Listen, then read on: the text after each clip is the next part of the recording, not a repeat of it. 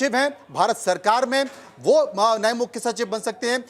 भारत सरकार के एक और सचिव कांता राव, वो भी मध्य प्रदेश के मुख्य सचिव बन सकते हैं। लेकिन मध्य प्रदेश के मुख्यमंत्री चाहेंगे कि उन्हें मुख्य सचिव के तौर पर जो पुराना नाम उन्होंने दिया था राजेश राजौरा, या तो वो बन जाएं या फिर नीरज मंडलोई जो अभी एसीएस मुख्यमंत्री हैं वो मध्य प्रदेश के मुख्य सचिव बने। यहां पर मैं एक महत्वपूर्ण बात आपको कहना चाहता हूं।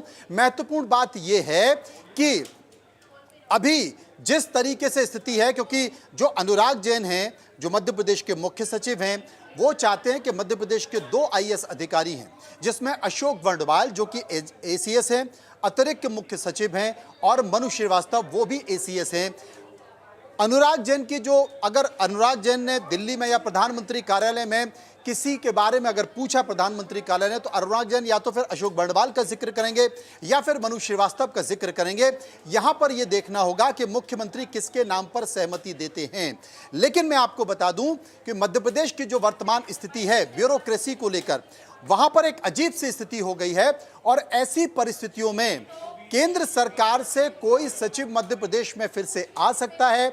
जैसे अनुराग जैन आए थे, ठीक वैसे ही मध्य प्रदेश में केंद्र का सचिव आ सकते हैं। और 2 नाम यहां पर प्रमुख तौर पर दिखाई दे रहे हैं। उन दोनों नामों में पंकज अग्रवाल जो कि ऊर्जा सचिव भी हैं, लेकिन वो अपनी तरफ से कोई प्रयास नहीं कर रहे हैं, क्योंकि आगे आने वाले समय में वो कैबिनेट सचिव के तौर पर जा सकते हैं। और दूसरा नाम है जो एक और सचिव भारत सरकार में है, कांता राव, वो मध्य प्रदेश के सचिव बनाए जा सकते हैं। तो कुल मिलाकर ये 4-5 नाम हैं जो अगले मध्य प्रदेश के मुख्य सचिव के तौर पर आ सकते हैं।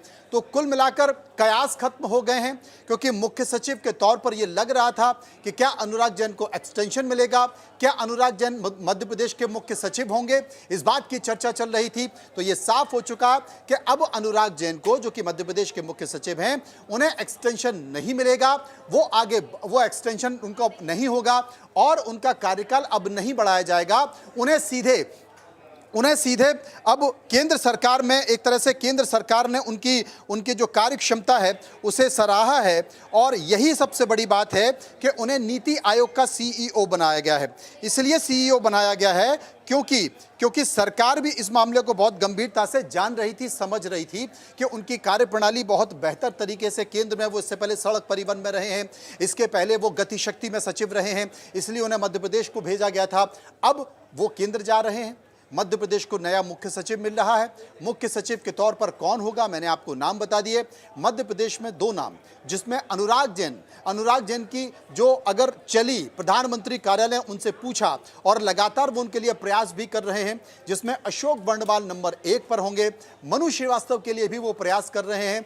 और दिल्ली से अगर कोई आता है तो दिल्ली से यहाँ पर पंकज अग्रवाल जो कि ऊर्जा सचिव है भारत सरकार में, और एक और सचिव है केंद्र सरकार के कांता राव, पीएल कांता राव, वो भी यहां पर आ सकते हैं मध्य प्रदेश के मुख्य सचिव बनकर।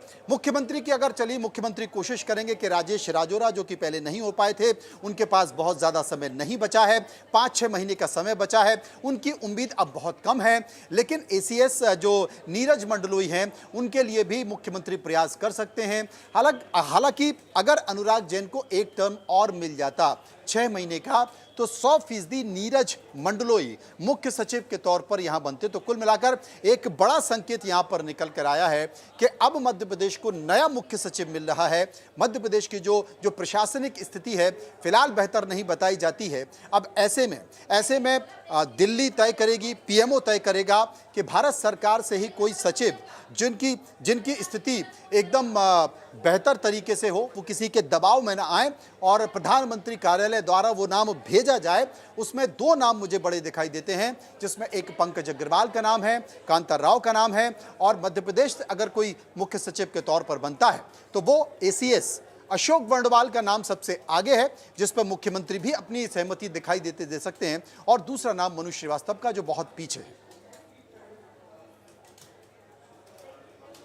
बहुत बहुत शुक्रिया।